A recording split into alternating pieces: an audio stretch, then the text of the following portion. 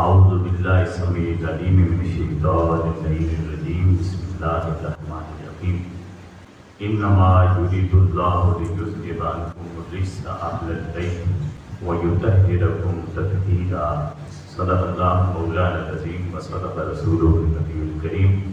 نہایت ہی واجب الاحترام بزرگوں، دوستوں، عزیز ساتھیوں، بدقسمتی سے پچھلے چند دنوں سے بہت سارے فتنے لگاتار اٹھ رہے ہیں۔ کئی لوگ اہل بیت اطہار پر زبانیں تام دراز کر رہے ہیں، اہل بیت اطہار کو اپنی غلیظ سوچوں کا نشانہ بنا رہے ہیں۔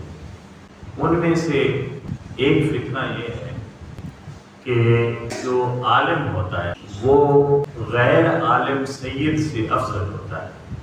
ان کے کہنے کا مطلب یہ ہے کہ اگر کسی سید کے پاس علم نہیں ہے تو وہ سید، اس کی کوئی حیثیت نہیں کسی عالم کے سامنے، یعنی غیر سید عالم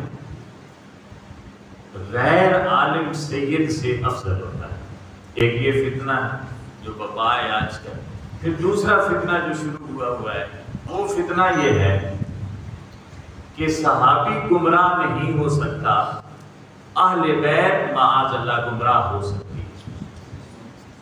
سمجھ آئی اس بات کی کہ اہل بیت تو گمراہ ہو سکتی ہے، صحابی کبھی گمراہ نہیں ہو سکتا۔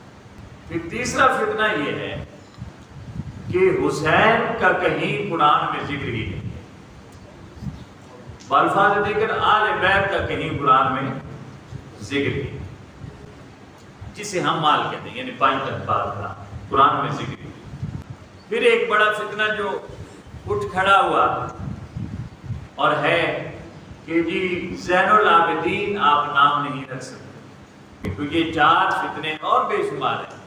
مجبوراً اس کی وضاحت کرنی ہم پر فرض بن جاتی ہے، کیونکہ آل کا صدقہ کھاتے ہیں اور آل ہی ایمان ہے، یہ ہمارا ایمان ہے کہ آل ہی ایمان، اس سے ہٹ کر ایمان کہیں نہیں۔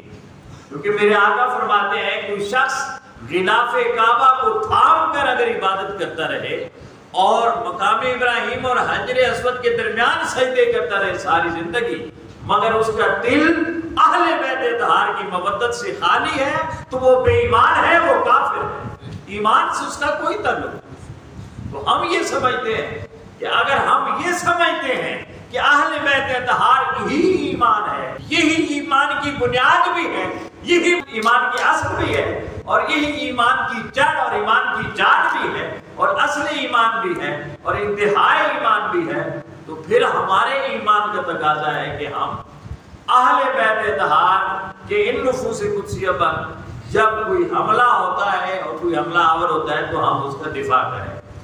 اور یہ عطا اور یہ عنایت بھی انہی کی طرف سے ہے۔ یہ کیونکہ 4-5 موضوع ہیں اس حوالے سے، وقت کی نزاکت کو پیش نظر رکھتے ہوئے جو کچھ کہہ سکوں گا باقی اگلے جمعہ پر چلا جائے گا۔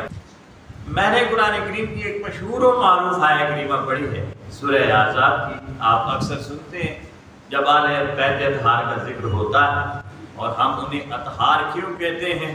اس لیے کہتے ہیں کہ اللہ فرماتا ہے انما یرید اللہ لیذہب عنکم الرجس اہل البیت ویطہرکم تطہیرا، کہ اے میرے محبوب کے اہل بیت، ہم نے آپ کو ایسا طاہر کر دیا ہے کہ طہارت اور پاکیزگی کا حق ادا کر دیا۔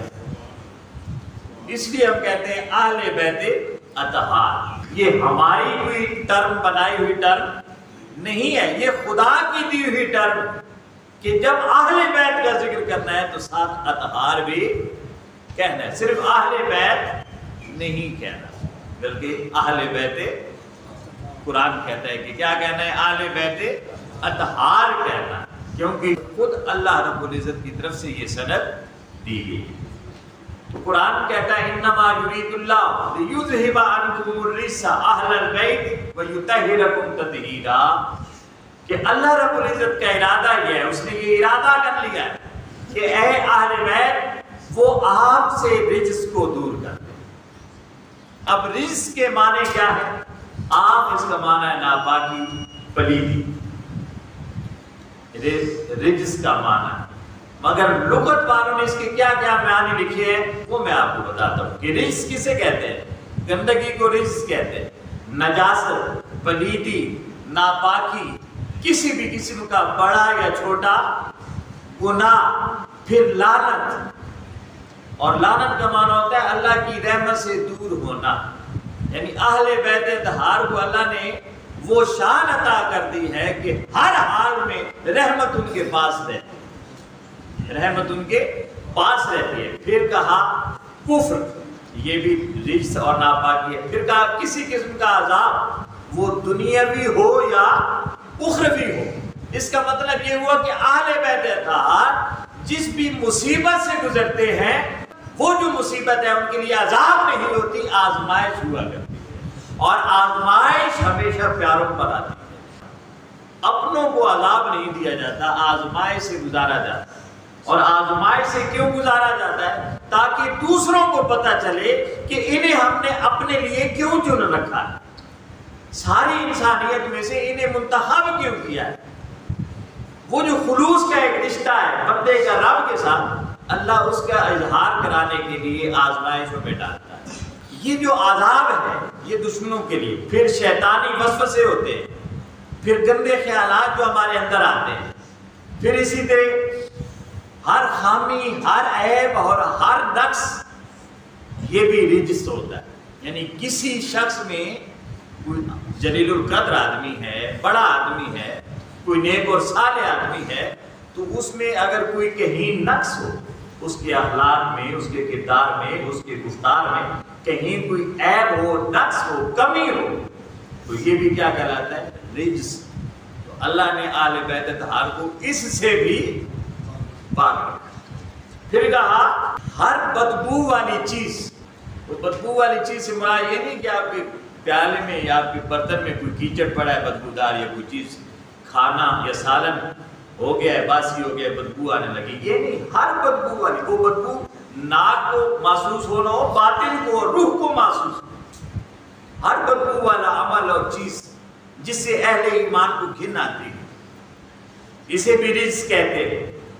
پھر کہا ہر وہ چیز جس سے انسان کی طبیعت کو نفرت ہو جائے، ہر وہ چیز، یہ بے شمار چیزیں ہیں، ظاہر میں بھی اور باطن میں بھی ایسی چیزیں، مثلا جھوٹ ہے، غیبت ہے، چغلی ہے، الزام ہے، بدگمانی ہے، عیب جوئی ہے، یہ جو اندر کی ہماری غلاظت ہوتی ہے، یہ سب بدبودار بھی ہیں، اور یہ جو کمال کے تقوی والے لوگ ہوتے ہیں ان کی طبیعت ان سے متنفر بھی ہوتی ہے، انہیں نفرت ہوتی ہے۔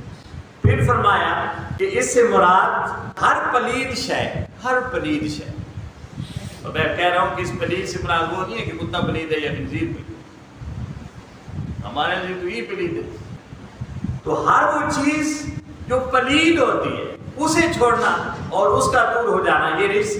اور یہ انہوں نے بتایا کہ یہ تین طرح کی، ایک طبیعت میں پلید ہوتی ہے، مطلب کئی اچھے لوگ ہوتے ہیں جو ہمیں اچھے نہیں لگتے،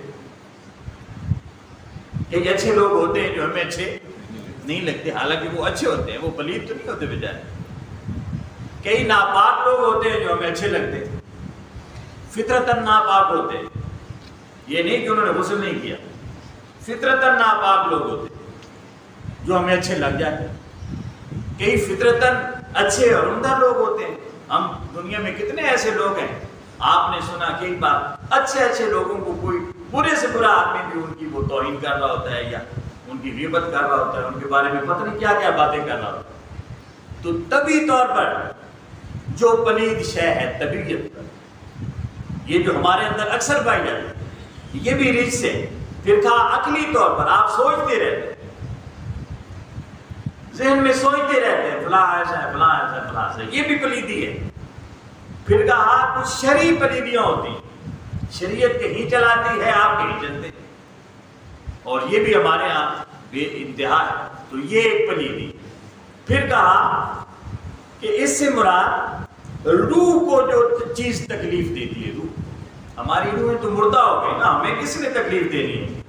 روح زندہ ہو تو پھر چیزیں تکلیف دیتی ہیں، پھر خالی وقت بھی اگر گزر جائے ذکر یار کے بغیر گزرے تو وہ بھی تکلیف دیتا ہے، مگر روح زندہ ہو تو کہا روح کو جو چیز تکلیف دیتی ہے وہ بھی پلید ہوتی ہے۔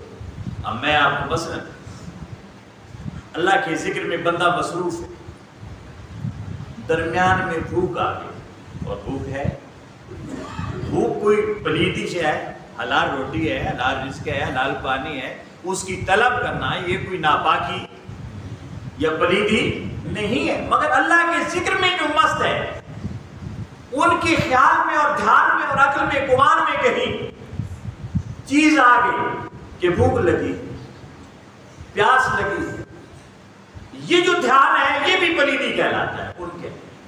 حضرت سیدنا غوث اعظم جیلانی رحمۃ اللہ علیہ رات کو ایران کے ان کھنڈرات میں پھرتے تھے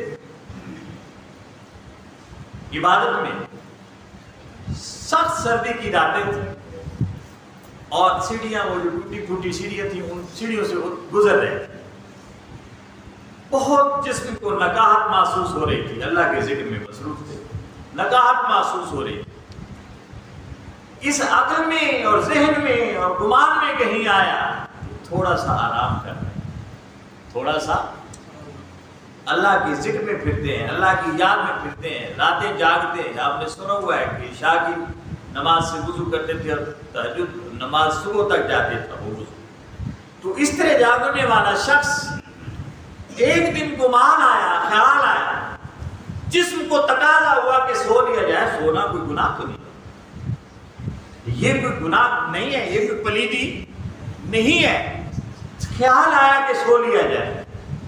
جب یہ خیال آیا تو ایک پاؤں سیڑھی پر رکھا ہوا تھا اور دوسرا پاؤں اگلی سیڑھی پر رکھنے والے تھے، یعنی ایک رکھا ہوا تھا ایسے جیسے آپ سیڑھیوں پر ہم چڑھتے ہیں، اور دوسرا اٹھایا ہوا تھا کہ اگلی پر رکھوں۔ اس لمحے خیال آیا تو ساری رات وہیں ایک پاؤں پر ایسے کر کے گزار دی۔ کیوں کہ انہوں نے سمجھا کہ ذکر یار میں پھر نیند کا خیال کہاں، یہ تو پلیدی ہے، یہی ناپاکی ہے۔ وہیں کھڑے ہو گئے کہ اے نفس، تیرے اندر یہ دھیان اور یہ گمان پیدا کیوں ہوا؟ میں تجھے سبق دیتا ہوں، میں مست ذکر یاد تھا، تو نے مجھے دوسری طرف متوجہ کر دیا۔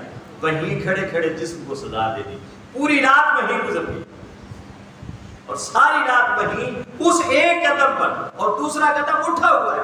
ذرا ایسے کر کے کسی کو کھڑا کرے نا ایک لمحے کے لیے، وہ یوں سزائیں دیتے تھے، وہ ان چیزوں کو بھی پلید اور ناپاک سمجھتے تھے۔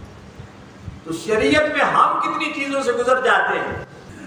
اور پھر فرمایا ہر طرح کی مادی، مانوی، ظاہری، باطنی اور انجانے میں اور جان بوجھ کر جو ہم کوئی گمراہی کرتے ہیں یا کوئی غلط کرتے ہیں جانے انجانے میں، یہ سب کیا ہے؟ رجس ہے۔ اب ان معنوں میں جتنے معنی بیان کر رہا ہوں یہ سارے معانی دیکھیں اور پھر رجس کو سمجھیں، اور اللہ فرماتا ہے اے میرے محبوب کی یاد، میں نے آپ سے ہر رجس کو دور کر دیا۔ یعنی وہ تمام معنی جو ہم نے پڑھے ہیں ان میں سے ایک بھی اہل بیت پر اطلاق نہیں ہوتا۔ اللہ نے ان سب معانی سے اور ان سب نجاستوں سے اللہ رب العزت نے اپنے محبوب کی آل کو پاک کر دیا ہے، اور یوں ہی پاک نہیں کیا، کہا یطہرکم تطہیرا، ایسا پاک کیا ہے کہ پاک کرنے کا حق ادا ہو گیا، یعنی جب سے پیدا ہوئے جب تک رہے تو ناپاکی ان کی طرف لوٹیے۔ زندگی کے کسی بھی لمحے میں وہ نجاست، وہ رجس، اب میں جب رجس کہوں تو آپ کو اس کے معنی سمجھ آ جائیں گے۔ اب رجس سے مراد صرف ناپاکی اور پلیدی نہیں ہے، رجس سے یہ سب کچھ مراد ہے۔ اللہ رب العزت نے اہل بیت اطہار کو جب پیدا کیا اور جب تک وہ رہے، جس بھی حال میں وہ رہے، جس کیفیت میں وہ رہے، جس انداز سے وہ رہے، جس مزاج سے وہ رہے، اللہ رب العزت نے یہ ساری پلیدیاں، یہ ساری ناپاکیاں، یہ ہر قسم کا رجس ان سے دور رکھا۔ پھر فرمایا یہ نافرمانی، یہ بھی رزق ہے، والدین کی ہو، بڑے کی ہو، انسان کی ہو، اللہ کی ہو، یہ بھی رزق ہے۔ تو یہ مختلف معنی ہیں، مختلف معنی رزق کے جو ہم نے یہاں بحث کی۔ اب اللہ فرماتا ہے انما یرید اللہ لیذھب عنکم الرجس اہل البیت ویطہرکم تطہیرا، کہ اے اہل بیت اطہار، میں نے تم سے ارادہ کر دیا کہ ہر رجس کو دور کر، ہر رجس کو دور کر۔ اور یہ ساری چیزیں جو آپ میں نے پڑھی اس مختصر وقت میں، اور بہت ساری چیزیں ہمارے اندر بہت ساری چیزیں کچھ اپنی فطرت میں ناپاک ہوتی ہیں، کچھ ناپاک نہیں ہوتی۔ مثلا مسجد میں آپ بیٹھیں اور مسجد میں وہ بات جو باہر آپ کر سکتے ہیں اور ٹھیک بات ہوتی ہے، مسجد میں وہ بھی کیا ہوتی ہے، وہ بات بھی منع ہے۔ سمجھ آ رہی ہے نا؟ مثال کی سمجھ آئی کہ ایک صحیح دنیا کی بات ہے، اچھی بات ہے، معاشرے میں رہتے ہیں، بہت ساری باتیں ہوتی ہیں گھر بار کی، بالکل ٹھیک ہوتی ہیں، ایک دوسرے سے کہنی چاہیے، تبھی انسانیت کا رشتہ آپس میں بنتا ہے۔ مگر وہ بات جو ٹھیک بات ہے، درست بات ہے، حق بات ہے، اس میں کوئی گالی نہیں، کوئی جھوٹ نہیں، کوئی غیبت نہیں، کوئی الزام نہیں، کوئی بہتان نہیں، کوئی عیب نہیں، کچھ بھی نہیں ہے، سچی بات کر رہے ہیں، ٹھیک بات کر رہے ہیں، باہر کہتے تو آپ کو اس پر خیر بھی ملتی، مگر مسجد میں کہیں گے تو خیر نہیں، الٹا نقصان، گناہ ملے۔ رزق کی سمجھ آ رہی ہے کہ یہ وہ ہستیاں ہیں کہ وہ چیزیں جو عام آدمیوں کے لیے جائز ہوتی ہیں، عام مقامات پر ٹھیک ہوتی ہیں، مگر اللہ رب العزت نے انہیں وہ سٹیٹس عطا کر دیا ہے کہ وہ جو عام جگہوں پر ٹھیک ہوتی ہیں یہاں وہ بھی ٹھیک نہیں ہوتی۔ ان کے سٹیٹس کے، ان کے وقار کے، ان کی تکریم کے، ان کی عزت کے، اور اللہ نے جو انہیں مقام اور مرتبہ دیا ہے اس کے وہ خلاف ہوتے، اس کے وہ خلاف ہوتے۔ اب اس سے آگے دو فتنے اس میں ملا دے تو گفتگو بعد میں کریں۔ ایک یہ ہے کہ غیر سید عالم غیر عالم سید سے افضل ہوتا ہے، یہ فتنہ کہ اگر ایک عالم ہے کوئی اور مقابلے میں ایک سید ہے جو عالم نہیں ہے تو ان کے نزدیک افضل کون ہے؟ عالم افضل ہے، سید پیچھے۔ میں نے آیت پڑھی ہے لیذھب عنکم الرجس، اب علم ایک وصف ہے، اس وصف کے متضاد کیا آتا ہے؟ اس کے مقابلے میں الٹ کیا آتا ہے؟ اپوزٹ۔ علم کے مقابلے میں جہالت آتا ہے، کیا آتی ہے؟ علم کے مقابلے میں کیا آتا ہے؟ جہالت۔ اور عالم کے مقابلے میں کیا آتا ہے؟ جاہل۔ کیا آتا ہے؟ اب مجھے یہ بتائیں کہ جاہل ہونا خوبی ہے یا خامی ہے؟ خامی۔ اور رجس کا معنی کیا ہے؟ عیب اور نقص اور خامی۔ عالم ہونا ایک خوبی ہے اور جاہل ہونا ایک خامی ہے۔ اللہ کہتا ہے میں نے ہر خامی سے اسے پاک رکھا ہے، مولوی کہتا ہے اس میں یہ خامی موجود، اس سے تو ہٹ جائے کہ وہ عالم ہوتا ہے کہ نہیں ہوتا۔ قرآن تو یہ کہہ رہا ہے کہ میں نے اسے یہ وصف علم عطا کر رکھا ہے۔ اللہ رب العزت نے سید کو جاہل بنایا ہی نہیں، سید کو سرے سے جاہل، چاہے وہ یونیورسٹی میں گیا چاہے نہیں گیا، اس نے کسی درس سے پڑھا چاہے نہیں پڑھا، علم اللہ رب العزت نے اسے نسبت عطا فرما دیا، وہ کبھی جاہل ہو سکتا ہی نہیں۔ کیوں؟ قرآن کہتا ہے کہ میں نے ہر عیب سے پاک کیا ہے، جہالت ہونا ایک عیب ہے اور اللہ نے آل رسول کو اس عیب سے پاک۔ تو یہ جملہ بنا دینا کہ غیر عالم سید سے غیر سید عالم افضل ہوتا ہے، سید کو غیر عالم کہنا یہ خود ایک بہت بڑی توہین۔ اللہ رب العزت نے قرآن کریم میں فرمایا حضرت موسیٰ علیہ السلام اور حضرت یوشع بن نون کو بھیجا حضرت خضر علیہ السلام کو ملنے کے لیے۔ اب خضر علیہ السلام کو جب ملنے کے لیے گئے تو قرآن کیا کہتا ہے؟ وَوَجَدَا عَبْدًا مِّنْ عِبَادِنَا आतैनाहु रहमतम मिन इंदिना व अल्लमनाहु मिन लदुन्ना इल्मा। कहा फवजदा, मूसा को और यूशा बिन नून को वहां मिले कौन? अब्दम मिन इबादिना, हमारे खास बंदों में से खास बंदा उन्हें मिला। और खास क्या था? आतैनाहु रहमतम मिन इंदिना, हमने अपनी रहमतों के खजाने उसके हवाले कर। फिर कहा अल्लमनाहु मिन लदुन्ना इल्मा, वो बजाय किसी यूनिवर्सिटी, किसी दर्स, किसी स्कूल, कॉलेज, मदरसे से बड़ा नहीं है।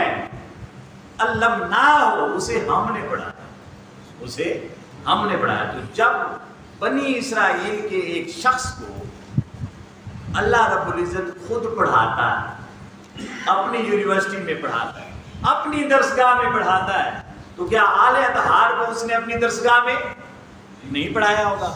अब मैं बताता हूँ कि पढ़ाया है कि नहीं पढ़ाया। ये कुरान से अल्लाह रब्बुल इज्जत ने पढ़ाया आले बैत अतहार को। कैसे पढ़ाया?